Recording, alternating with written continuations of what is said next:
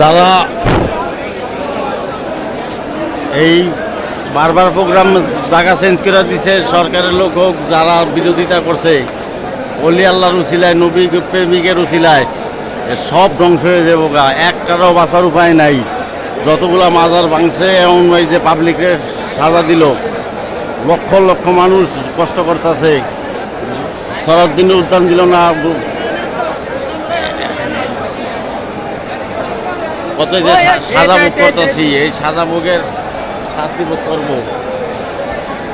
নবী অলি দুশ্মনেরা সাবধান, একটাও মাপ পাইবেন না, একটাও মাপ পাইবেন না। মানুষের কষ্ট যেভাবে কষ্ট করে আইছে, একজনও ছাড় পাইবেন না। যারা যারা